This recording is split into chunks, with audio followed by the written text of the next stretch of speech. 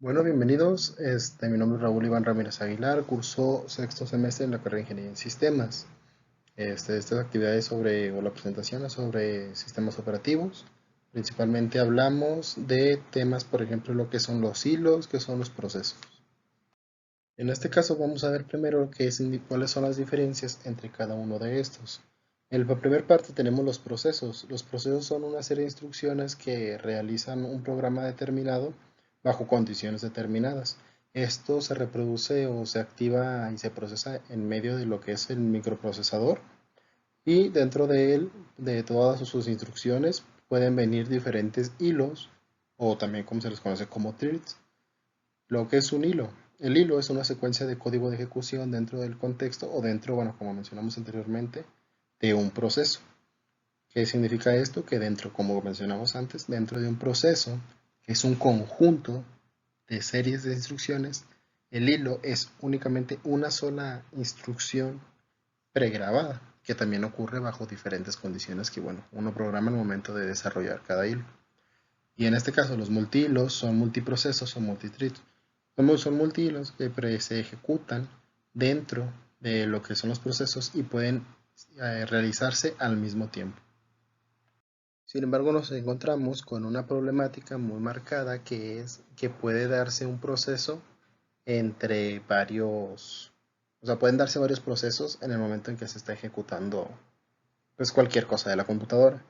Entonces, ¿cuál es el problema? Si, por ejemplo, tenemos un proceso que ocupa la memoria A y el hoyo hay otro proceso que ocupa la memoria A también, este proceso se va a quedar detenido hasta que no se libere ese espacio. Pues para evitar este tipo de situaciones existe algo llamado sincronización entre procesos. Pues, ¿qué es la sincronización entre procesos? Prácticamente es permitir que dos procesos o más, o hilos, en su dado caso, puedan ejecutarse al mismo tiempo sin riesgos de que se cancelen o se sobrepongan pues también haciendo esto se evitan errores o problemas de lentitud, por ejemplo, al momento de realizar algún proceso. Entonces, como mencionábamos, existe este tipo de sincronización en el que nosotros podemos permitir que el procesador procese diferentes procesos simultáneamente. Tanto puede ser un proceso individual como puede ser un proceso que contenga múltiples hilos, etcétera. Entonces, ¿cuál es la importancia de esto? Pues que esto nos permite tener mejor procesamiento de cualquier software que nosotros obtengamos o utilicemos y de que eso no pues, causen errores. ¿Cuáles son los principales métodos de comunicación entre estos procesos? Pues existen dos. El primero es comunicación por memoria compartida, es donde se envían datos comunes a una memoria específica en la que solo se envían datos específicos, donde al momento de que de un lado o del otro, sin importar el lado que sea, en un punto A o en un punto B, o en un proceso A, en un proceso B, se pida realizar cierto proceso en cada uno, pero requieran un dato compartido, en lugar de que sea solo una parte, por así decirlo, ambos se sincronizan para leer y escribir datos al mismo tiempo. Esto significa que si yo hago una acción A, el proceso B va a leer esa acción A que hizo el proceso A y va a ejecutarse o va a permitir que el otro se libere para luego entrar el siguiente proceso, para evitar que los dos quieran usar el mismo espacio de memoria al mismo tiempo. O la otra es una comunicación por paso de mensajes. Esto es cuando, por ejemplo, un proceso A requiere de y un proceso B requiere de una memoria en específico. Estos dos se comunican entre sí mismos en el que uno le envía un mensaje al otro solicitando ese espacio y viendo si ese espacio está disponible o no. De esta manera detecta que ya está ocupado lo que es esa memoria y el proceso B espera hasta que el proceso A le responda que ese proceso ya está liberado y que ya puede ser de uso. Entonces, recapitulando, lo que habíamos comentado es que cuál era la diferencia entre un hilo o un thread y un proceso.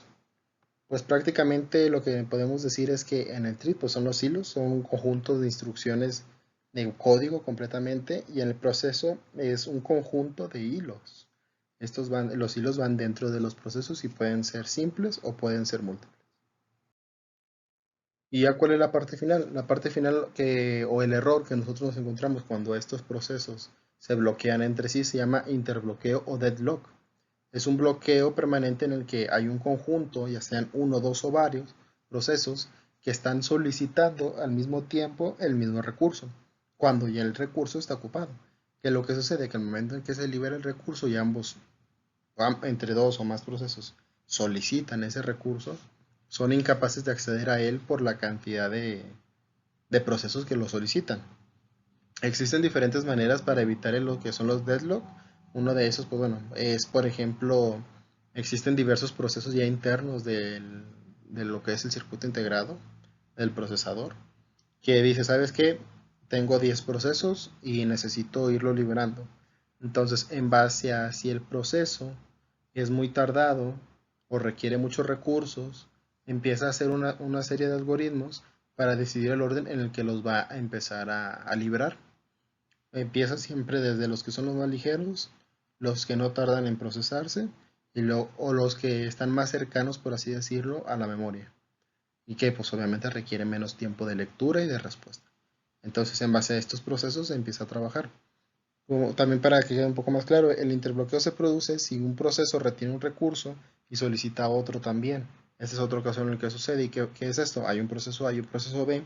El proceso A tiene un recurso usando, el proceso B está pidiendo el recurso del proceso A, pero el proceso A, aparte de requerir ese espacio de memoria, también requiere al mismo tiempo otro espacio que está bloqueado. ¿Y qué sucede? Que no libera el espacio A porque está solicitando el B, pero el B, el espacio de memoria B, sigue estando ocupado y por ende ni suelta uno ni termina el proceso porque está esperando que se libera otro. Y esto hace que haya otros procesos que queden atorados, por así decirlo, y queden esperando que se libere ese recurso y esto va amontonándose al momento en que llega un punto en el que ya no es posible, o sea, darle respuesta a todos. Esto es algo también, por ejemplo, que se puede ver mucho en bases de datos, debido a que puede haber ya sea una query, una consulta, algún proceso o algún